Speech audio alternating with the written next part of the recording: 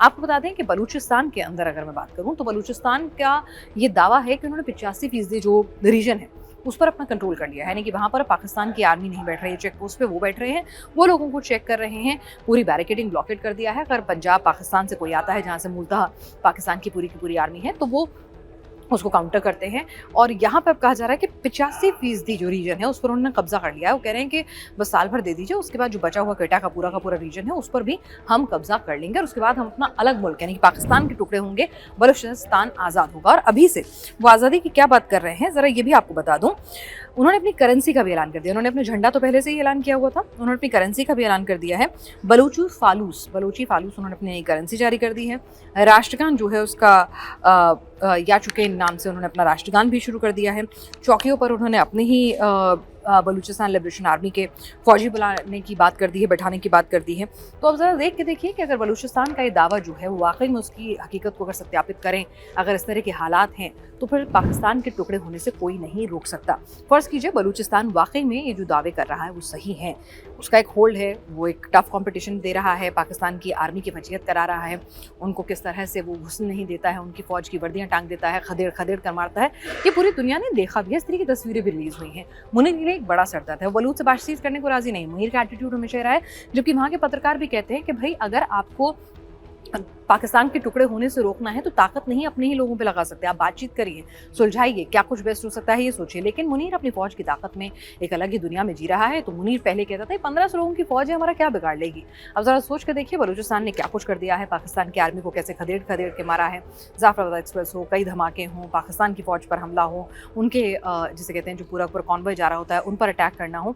और अभी जो उनका दावा है अपनी करेंसी, अपना राष्ट्रगान, अपना झंडा, सब कुछ अपना उन्होंने बनाने का जिस तरह से ऐलान किया और कह रहे हैं 85% कब्जा लिया। चलिए एक बार की फर्ज भी कर लेते हैं कि नैरेटिव बिल्डिंग है, प्रोपेगेंडा है, लेकिन इसमें कोई दो राय नहीं है कि बलूच की ताकत वहाँ पर, बलूच लिबरेशन आर्मी की ताकत वहाँ पर लगातार बढ़ती जा रही है। और जिस तरह के हालात हैं, मुनीर के हाथों से जैसे बलूचिस्तान निकलता जा रहा है तो वो दिन दूर नहीं है जब बलूचिस्तान खुद को अलग कर लेगा। तो ये एक बड़ी टेंशन है। बलूचिस्तान अगर खुद को अलग कर लेता है तो क्या स्थिति बन जाती है। जरा देखिए, बलूचिस्तान के पश्चिम में ईरान है, उत्तर पश्चिम में अफगानिस्तान है, जिससे मुनीर ने अमेरिका के कहने पे एक अलग लड़ाई मोल ले रखी है। पूर्व में पाकिस्तान सिंध है, सिंध में भी क्या हालात हैं मुनीर अच्छे से जानता है, वहाँ पे अनरेस्ट है।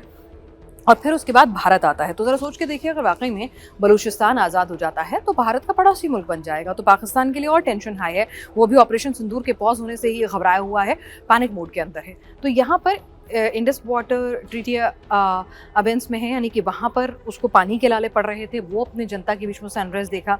उसके बाद ऑपरेशन सिंदूर कभी भी पॉज है, कभी भी एक्टिवेट हो सकता है, वो जानता है। भारत आतंकवादियों को छोड़ेगा नहीं, अपने गुनहगारों को घर में घुसकर मारेगा, उसने क्लियर कर रखा है।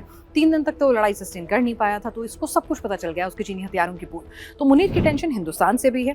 अब कश्मीर का राग अलाप के वो बरगला नहीं सकते आवाम को, उसको समझ में आ गया है। पीओके के लोगों को, जिन पर वो अलग राजनीति करता था, वहाँ पे कैसा अनरेस्ट है, उन्होंने कह रखा है कि भाई हम कूच करेंगे, अल्टीमेटम दिया हुआ है, मुजफ्फराबाद कूच करेंगे और वहाँ पर असेंबली जो है वहाँ पर अपना विरोध दर्ज कराएंगे, भले ही वो उनके नेताओं को अपने कब्जे में ले लें। उन्होंने कहा अब की बार आर पार की लड़ाई है, पाकिस्तान की आर्मी को घुसने देंगे, वहाँ पे भी ब्लॉकेट कर दिए हैं। उन्होंने कहा हमें आज़ादी चाहिए, करो या मरो की स्थिति है। लाखों की तादाद में लोग जो है मार्च के लिए निकले हुए हैं।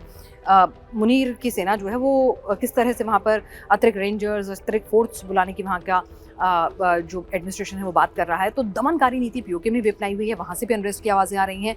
तो मुनीर के लिए वो भी एक प्रॉब्लमेटिक एरिया है।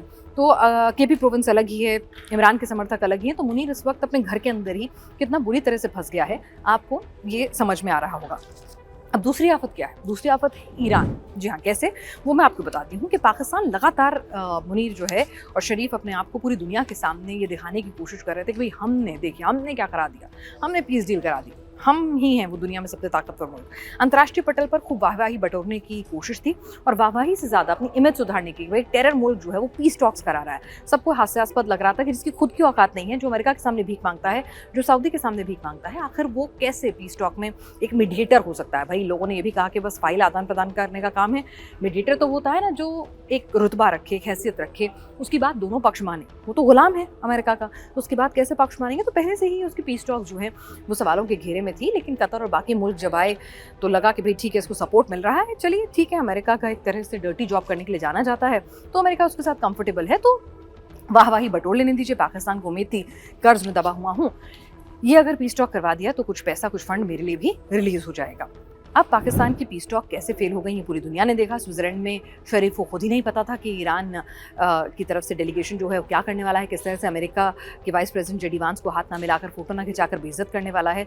तो उनके होश फाख्ता वहाँ पर हो गए थे, वो पूरी दुनिया ने वो इंटरनेशनल बेइज्जती देखी थी। इस्लामाबाद MOU का नाम दिया गया था। आप सोच के देखिए, जिस MOU की हालत ये है कि वो कहाँ पड़ा है, किस कोने में पड़ा है, किसको नहीं पता। स्ट्रेट ऑफ हॉर्मुज बंद हुआ पड़ा है, सऊदी के शिप्स पर हमला किया जा रहा है। अब सऊदी का डिफेंस पैक्ट जो है, पैसे लेकर जो पाकिस्तान ने किया है कि भाई जब आपके ऊपर हमला तो हमारे ऊपर हमला और हम आपकी रक्षा के लिए आएंगे। अब अगर सऊदी के ऊपर ईरान ने ऐसे ही हमले जारी रखे तो पाकिस्तान से वो मदद मांगेंगे, पैसे दिए, जाहिर सी बात है। पाकिस्तान अगर वहाँ जाएगा तो वो ईरान, जाहिर सी बात है कि अगली मिसाइल जो है पाकिस्तान की तरफ मुंह मोड़ देगा, बॉर्डर लगा हुआ है। तो इस वक्त मुनीर को समझ में नहीं आ रहा है कि जिस पीस टॉक के चलते, जिस इस्लामाबाद MOU के चलते वो आवाम के अंदर और दुनिया के अंदर पाकिस्तान की इमेज, खुद की इमेज, वाहवाही बटोरना चाह रहे थे और कुछ पैसे लेना चाह रहे थे, कुछ फंड रिलीज कराना चाह रहे थे, आज उस स्थिति ने उन्हें कैसे फंसा कर यहाँ रख दिया है।